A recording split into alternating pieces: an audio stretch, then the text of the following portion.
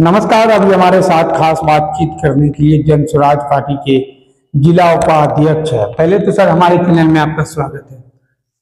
हम आपको और आपके चैनल को धन्यवाद देते हैं जो दबे कुचलों के बात को आप आगे बढ़ाते हैं।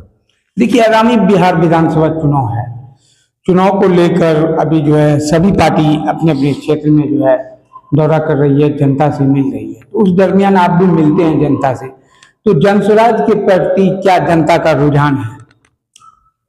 जन स्वराज के प्रति जनता का अच्छा रुझान है।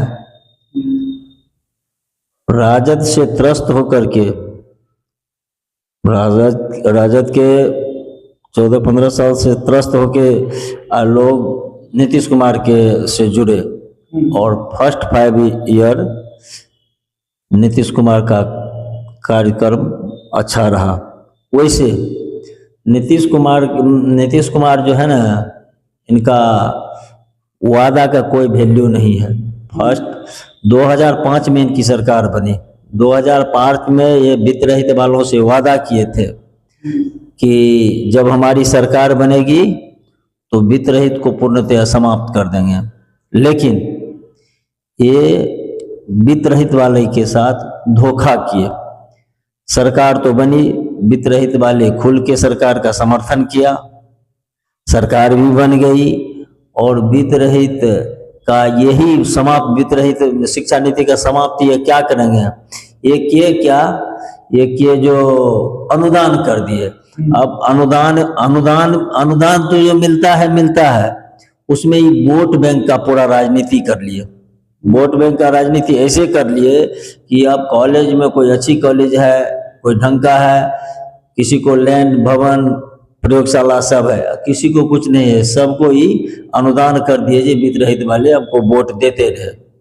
लेकिन वित्त रहित वाले अब वित्त रहित कॉलेज में MA PhD डिलीट करके लोग आए हैं। ये अनुदान जो देते हैं तो अनुदान का हिस्सा जो बनता है, तो अगर मंथली जोड़ा जाए तो इतना पढ़े लिखे विद्वान लोगों को 1000 टका मंथली के दर से नहीं पुरता है। लेकिन लोग बेरोजगार हैं। इतना बेरोजगारी क्यों है? बेरोजगार लोग इसीलिए हैं कि वित्त रहित वाले MA PhD डिलीट जो किए हैं, कॉलेज में घुसे और सरकार वादा की थी कि हम समाप्त करते हैं वित्त रहित को समाप्त क्या करेंगे? वो धोखाधड़ी करके अनुदान दिए, जो अनुदान का राशि ठीक से नहीं मिलता है।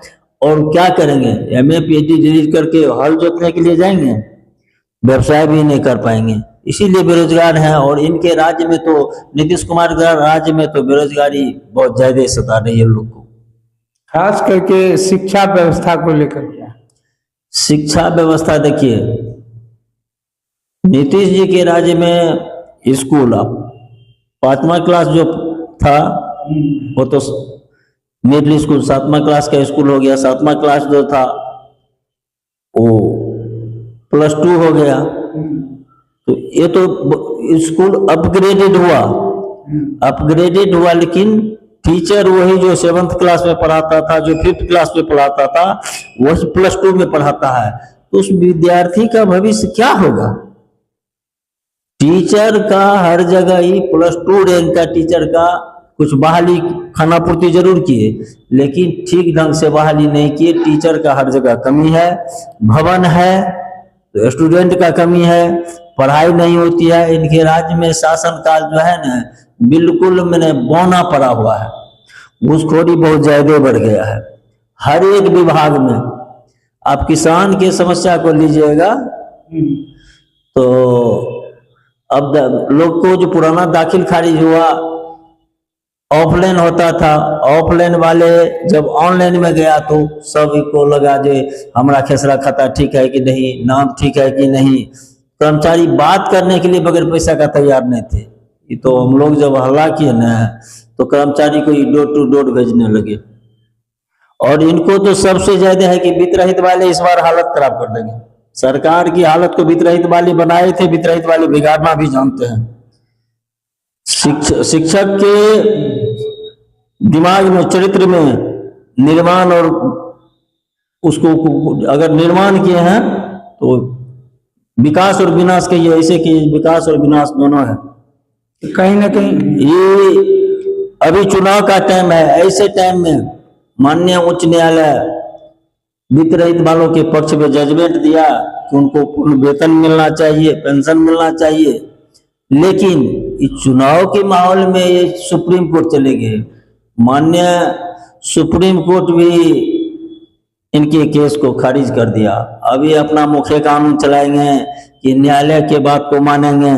वित्त रहित वाले को ये सरकारी कर्मी नहीं मानते हैं, लेकिन चुनाव के टाइम में वित्त रहित वाले से चुनाव ड्यूटी अवश्य लेते हैं। जब इनकी सरकार की मंशा ऐसी गलती है, तो अगर सरकारी कर्मी नहीं मानते वित्त रहित वाले को, तो उनसे चुनाव ड्यूटी इनको नहीं लेना चाहिए। अगर चुनाव ड्यूटी लेते हैं, कर्मी मानते हैं, तो को पूर्णतः वेतन मिलना चाहिए, ये मेरा कहना है। इसीलिए वित्त रहित वाले भिक्षु इतना है जो वो हर हाल में इनके विरुद्ध मतदान करेंगे। अच्छा, तो आगामी जो चुनाव है तो उनको किस नजरिए से आप लोग देखते हैं? आगामी चुनाव में जनसुराज का जो मुद्दा है कि पलायन रोकना, उद्योग लगाना, छोटे छोटे बच्चों को शिक्षा नीति में सुधार लाना, सियाने बच्चों का भी सुधार लाना, जो सरकारी स्कूल में प्राइवेट स्कूल की तरह इंग्लिश मीडियम से पढ़ाई हो, वो पढ़ाई के लिए है कि जब तक व्यवस्था, अगर जनसुराज सत्ता में आती है तो जब तक व्यवस्था नहीं होती है तो 1000 रुपये महीना की दर से बच्चों को देंगे। और धीरे धीरे हर सरकारी स्कूल को प्राइवेट स्कूल की तरह ये सुधार करके और उच्च शिक्षा से लेके निम्न शिक्षा से लेके उच्च शिक्षा तक का सुदृढ़ व्यवस्था करेंगे। शिक्षा पर इनका मेन फोकस है। जो बच्चे पढ़ेंगे आगे बढ़ेंगे। आज के बच्चे कल देश के कर्णधार होते हैं। बच्चे पर इनका बेजायदे जो ये कहते हैं, अपने भाषण में भी कहते हैं कि एक बार आप अपने बच्चे का मुंह देख करके वोट दीजिए, जो मेरा बच्चा कैसे आगे बढ़ेगा।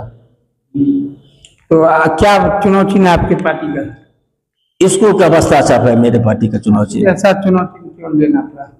लेना ये अपने मन से नहीं होता, ये तो चुनाव आयोग जो हम लोगों को देंगे वही होगा।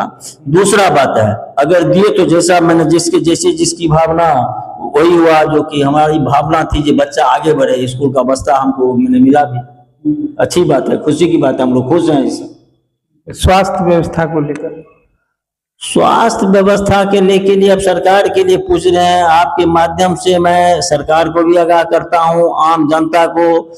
सरकार बढ़िया बढ़िया बिल्डिंग तो अस्पताल में जरूर बनाए हैं, बढ़िया बिल्डिंग बनाए हैं, 2 मंजिला 3 मंजिला बिल्डिंग बढ़ गया है, लेकिन उसमें जाइएगा तो बढ़िया डॉक्टर नहीं है, डॉक्टर है ही नहीं है, डॉक्टर की कमी है। लोग प्राइवेट में भागते हैं। स्वास्थ्य कर्मी नहीं है जो उसका व्यवस्था ठीक से करेंगे, सुचारू ढंग से चलेंगे। एक्सरे मशीन है तो एक्सरे करने वाले नहीं है, जांच मशीन है तो जांच करने वाले नहीं है। मैंने भवन है, बेड है, लेकिन व्यवस्था चरमराया हुआ है। इस बार क्या लग रहा है, बदलाव होगा? देखिए, युवा वर्ग खास करके जनसुराज के साथ है, युवा वर्ग जनसुराज के साथ है। और युवा वर्ग को देख के सूर्यकांत त्रिपाठी का एक कविता है कि जिसकी जवानी उसका जवाना। तो नौजवान जब इनके साथ हैं तो बूढ़े बुजुर्ग भी सोचते हैं कि कल देश के कर्णधार यही बनेंगे, तो हम लोग इनको आशीर्वाद दें। मैं आम आवाम जनसुराज के साथ है। क्या लग रहा है इस बार जनसुराज की सरकार बनेगी? जिस तरह से जनमत उड़ी हुई है, और कहीं हम लोग अगर मीटिंग करते हैं, कुछ करते हैं, तो जिस ढंग से जनसैलाब उमड़ पड़ती है, तो लगता है कि सरकार बनेगी और अच्छी तरह से बनेगी। इधर नीतीश जी का नारा है 2025 फिर से नीतीश जी जो वादा करते हैं ना, इनके वादा का कोई ये नहीं है। वादा तो 2005 में आपको हम बताए ना, फिर दोहरा रहे हैं बात को। ये किए थे वित्त रहित समाप्त कर देंगे, अभी तक वित्त रहित ये है। 1000 टका महीना लेबर को कमाता है, लेकिन ये MA PhD डिलीट वाले को 1000, 1500, 2000, कहीं 5000 पड़ता है, जो जिसका विद्यार्थी। इसीलिए कि एडमिशन का सिस्टम ही ऑनलाइन कर दिया है। विद्यार्थी को भी असुविधा असुविधा, टीचर को भी असुविधा है। तो शिक्षा पर भी इनका ये नहीं है। अब फिर से कहते हैं जो फिर से नीतीश, इनके वादा का वैल्यू नहीं है। अब देखिए बिजली माफी की है 125 यूनिट, आज 25 साल से ही थे, इतना दिन पहले से किए। वो देख रहे हैं कि जनसुराज वाला आ रहा है, मेरा सत्ता चली जाएगी, इसीलिए 125 यूनिट बिजली माफ की, क्या क्या शो किए कर रहे हैं। आंगनबाड़ी शिक्षिका का वो कौन ये होता है, वेतन बढ़ा, उस सबका वेतन बढ़ा है। एकदम ये बोर्ड के टाइम में किया नहीं, ये बोर्ड का लालच है, इनका करना नहीं है, ये लालच है। फिर 6 महीना में वेतन मिलेगा, कभी कुछ होगा, ये सब इनका जो है ना सुचारू व्यवस्था नहीं है। परीक्षा प्रोफेसर डॉक्टर वीरेंद्र कुमार सिंह, जिला जनसुराज उपाध्यक्ष, मधेपुरा। ये हमारे साथ प्रोफेसर डॉक्टर वीरेंद्र कुमार सिंह जी थे, जिन्होंने अपनी बात को प्रमुखता से रखा। तो बहरहाल इस खबर के प्रति आप लोग क्या सोचते हैं? अगर आप हमारे चैनल को यूट्यूब पे देख रहे हैं तो उसको आप सब्सक्राइब करें, अगर आप फेसबुक पेज को देख रहे हैं तो उसको आप फॉलो करें। खबर आपको कैसा लगा कमेंट बॉक्स में अपनी प्रतिक्रिया अवश्य साझा करें और देखते रहे देश समाचार 11। जय हिंद, जय बिहार।